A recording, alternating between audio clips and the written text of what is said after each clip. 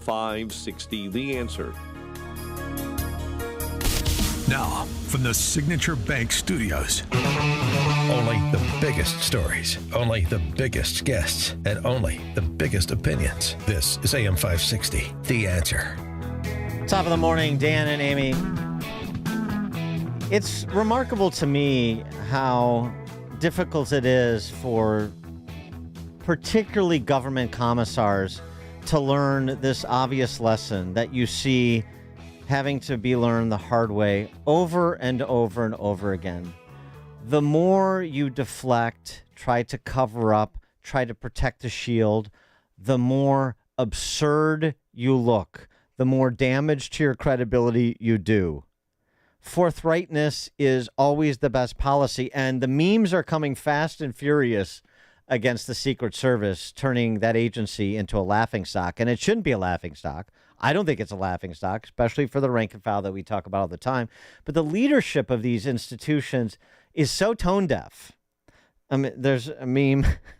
I mean, this is you've I'm certainly seen them. You see a sniper on the sloped roof of the White House. You see a cow on a sloped roof that looks very similar to the building from which the shooter took a shot on Saturday in Butler, Pennsylvania. This meme, Tom Cruise on the phone from Mission Impossible. Your mission, should you choose to decide to accept it. Excuse me, but did you say there's a sloped roof? Oh. And then Mike Scott sent us one with a Santa Claus saying, sorry, I have a sloped roof. Sorry, kids, no presents, sloped roof. I mean, so these, rather than these bull jive excuses, bring people along. This is a conversation we had with FBI criminal profiler retired Jim Fitzgerald, who broke the Unabomber case. Conversation we had with Tim McCarthy, retired Secret Service, who took a bullet for Reagan yesterday. I mean, you have all of these professionals. Maybe it's just a bygone era because, of course, we're talking to retired agents and executives at these agencies. Maybe it has something to do with the current crop of leadership and the current leadership culture in America, particularly as it pertains to the public sector. I don't know. But the Secret Service is not affording itself well, and neither is its director, Kim Cheadle, who was at the RNC yesterday, as we mentioned a bit earlier in the show. She is encircled by Republican senators, Barrasso from Wyoming, Langford from Oklahoma, and Marsha Blackburn in particular, who was particularly pronounced from Tennessee, basically saying we want answers. And particularly we want answers after this report yesterday that there was a credible threat that Secret Service had identified 10 minutes before Donald Trump took the stage. So now, in addition to how do you not do something so basic as secure an elevated position, why do you let Trump go on stage if there's a credible threat 10 minutes before he's set to speak? This was part of what happened after Director Cheadle said, this is the wrong venue to ask any questions. I'm here in this hospitality suite to thank our partners in providing the security for the RNC, and now I'm leaving. We'll do this at an appropriate place and time. And the senators followed her, asking like reporters asking questions of the Secret Service director as she is walking away from them. This is exactly what you were doing today on the call. Stonewalling. Attempt. You owe the people answers. You owe President Trump. It's hard to see how this ends well for Kimberly Cheadle, and perhaps it shouldn't in terms of her keeping her job. But, of course, this is not just about the director. It's about the institution itself. For more on this, we're pleased to be joined by retired FBI special agent and legal attaché Thomas Baker. He is also the author of The Fall of the FBI, How a Once Great Agency Became a Threat to Democracy. Thomas Baker, thanks for joining us again. Appreciate it. Good to be with you, Dan and Amy, again. So before we get to your most interesting piece from the Wall Street Journal about your experience investigating the Reagan assassination attempt in 1981, what is your reaction in real time to what we have seen from Director Cheadle and Secret Service and FBI to this point? Well, unfortunately, and I think you touched on it, it's the current environment, the current overriding environment of promoting people and selecting people based on this new DEI concept. Quite frankly, in the past, and in the past in my time and in 20 or 30 years since the Reagan assassination attempt, there always has been close cooperation, not only between the FBI and the Secret Service, but between these federal agencies and their state and local partners. And in the United States, the nature of our democracy, our republic is law enforcement is overwhelmingly carried out by state and local authorities. And the federal agencies to succeed have to have a close working relationship with them.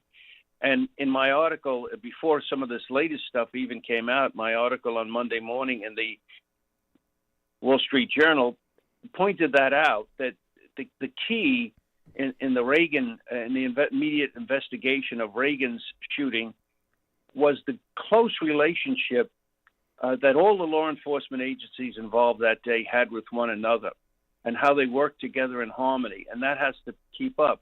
That obviously is not the case now. It's certainly not the case with the Secret Service. They certainly didn't utilize or enlist the state and locals. And there you had a typical situation in that part of Pennsylvania, in Butler, Pennsylvania. You had a small town police, you had a county sheriff's office, and of course you had the Pennsylvania State Police. And they had to all work together. And it seems that was not the case.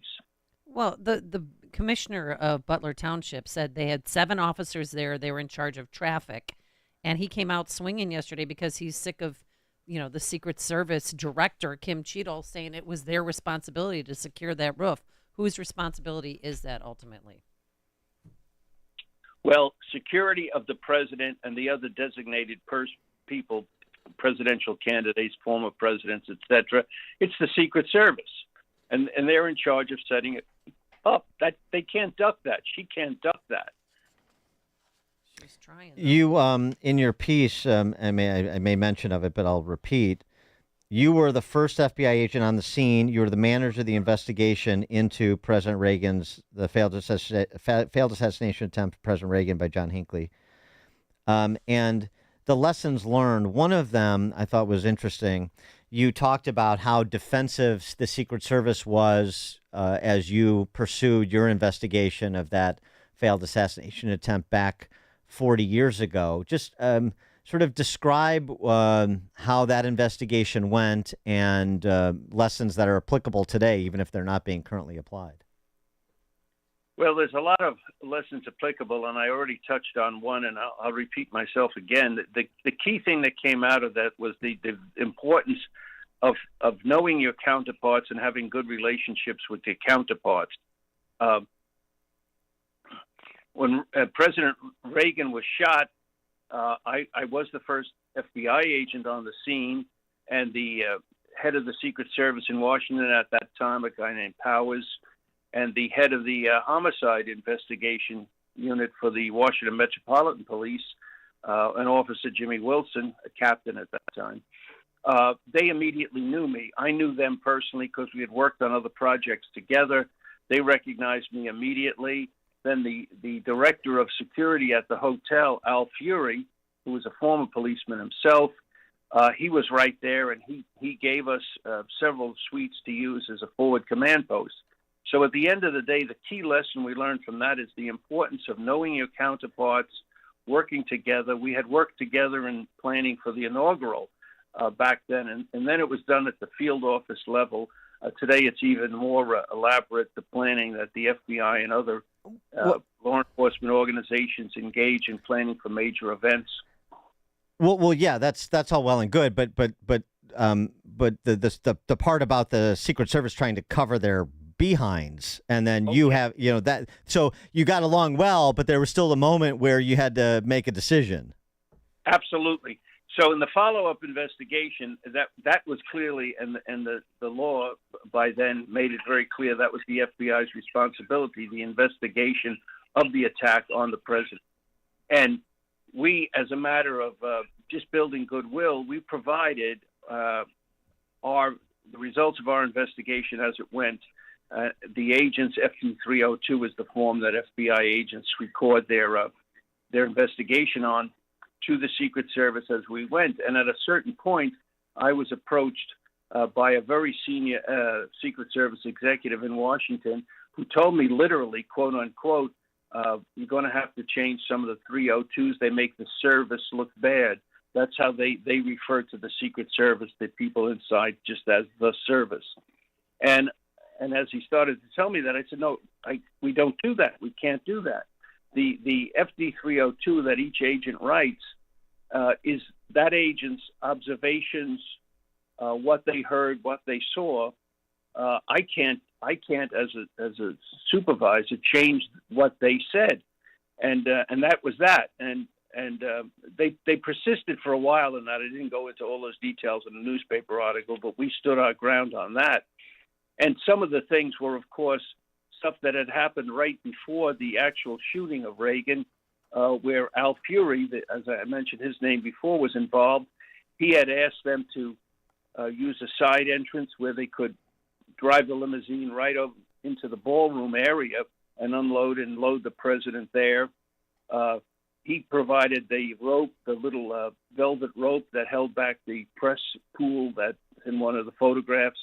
So all of that wound up in his interview, and there were other things, and that's what they wanted changed, and we couldn't change it, and that's how it was, Dan. And what about the dissemination of details either from Secret Service or more probably appropriately the FBI, since they're the investigative lead here, the dissemination of details to the public? I mean, we've talked since Monday about the radio transmissions, the radio chatter between all of those on site in Butler, Pennsylvania on that day to get real time understanding of who was seeing what, who was saying what, and perhaps some context to why there was such a failure to secure that elevated position. And we talked to Tim McCarthy about it yesterday. He said, if I was the investigative lead at some point when I had when I had confidence, I had an understanding of what happened, I would provide that to the public. Is that your position too? I mean, at some point the public has to get some of the details here to believe in the credibility of whatever the investigation produces, don't they? Yes, during and after, particularly. Tim was absolutely right in that. And in training for crisis management, and we even back then, we all went under training for this. People were in management positions in the FBI. One of the key things was when a crisis begins, you have to get some word out to the public. Part of your role is to calm the public. And the first thing I said when I arrived on the scene, there were press on the scene already. They approached me. I just made the simple statement, the FBI is here. The FBI is conducting the investigation. Later, there were much more detailed statements issued. And I think I know what you're getting at. Now, the top executives, like the director of Secret Service, they have to be more forthright. And that's not happening. And, of course, that antagonizes the general public. It antagonizes the media. And in this particular case, it antagonizes the people in the legislature who have a legitimate reason to ask and a legitimate reason to know. And then you get the words, and it's already being used, cover up. And that's what you don't want to have happen, but that's what seems to be happening now. And it spawns conspiracy theories. Exactly.